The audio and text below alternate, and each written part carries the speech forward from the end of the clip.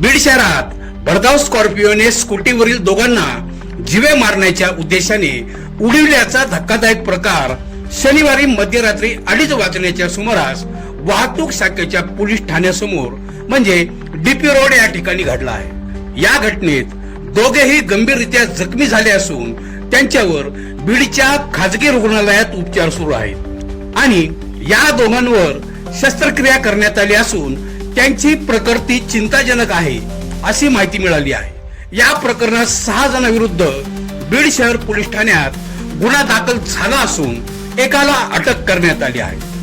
बीड शहरातील मोहम्मद समी मोहम्मद कलीम शेख वय 18 राहणार नालबंद गल्ली बलबीम चौक बीड आणि सय्यद दानिश सय्यद एहतशाम उल हक वय 19 राहणार पात्रोड तालुका माजलगाव हे दोघे रात्री आपल्या स्कूटीवरून घराकडे येत असताना स्कॉर्पिओ चालकाशी त्यांचा जालना रोडवर काही वाद झाल्याची प्राथमिक माहिती मिळत आहे।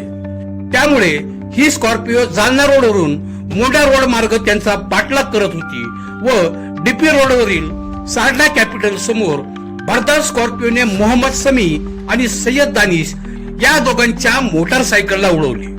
दोघेही डोक्यावर पडल्याने मोठ्या प्रमाणावर रक्तस्राव होऊन गंभीररित्या जखमी झाले आहे। त्याच वेळी पेट्रोलिंगवर असलेल्या पोलिसांनी पाहिले आणि त्यांना उपचारासाठी दाखल केले। सदरील स्कॉर्पिओ कुणाची होती, त्यामध्ये कोण होते याचा दिवसभर काही शोध लागला नाही।